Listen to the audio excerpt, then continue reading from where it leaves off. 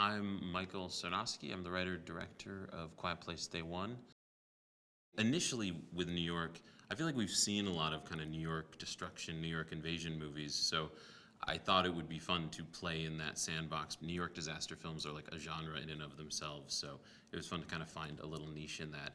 And then naturally, New York is an extremely loud place, so we spend the first 25 minutes of the movie kind of in New York as it is, and it's loud and noisy and there's so much life, and then being able to switch over into the kind of quiet version, the introspective version, is going to be really fun because you will know what you have lost in that process.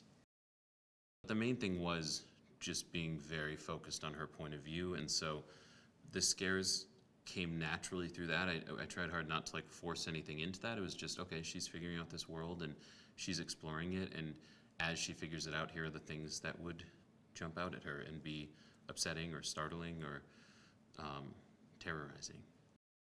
That first Quiet Place movie was extremely memorable for everyone because it's easy to kind of say, oh, okay, like monsters that don't make a sound, or that don't, like, you can't make a sound around, like that's a cool idea, but it was watching how it was executed in a way where that was interwoven with like the form of the film so much. I mean, the sound design in that and how that plays with the main characters, and like it took sort of that concept and went beyond it and made it into such like a quality thing. It kind of elevated it and made it very character driven, and I think honestly that was the main thing, was these are movies about characters. It's a movie about a family in the first and second one, and in this one I just wanted it to be very character focused, and everything was kind of lensed through that. In a lot of ways in the other movies, the real heart of it is making sure that the character stories are playing.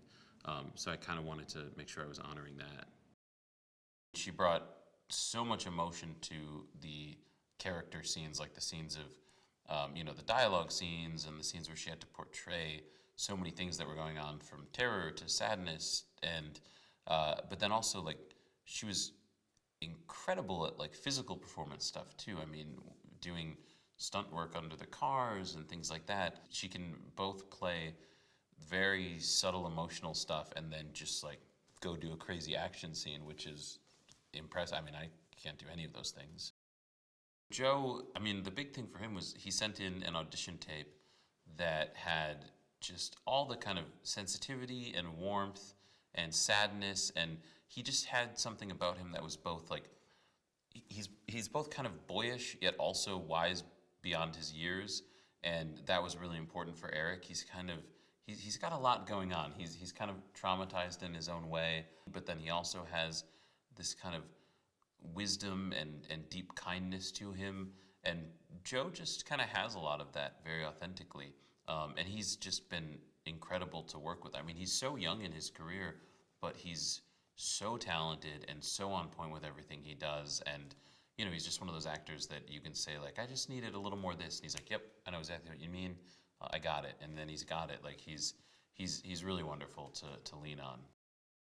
I mean, Alex Wolff, I loved working with him on my last movie, Pig. I knew I would love working with him on this. I did. He's incredibly committed. I mean, he will bleed for a role. He studied so much to become Ruben and was just so willing to go for it.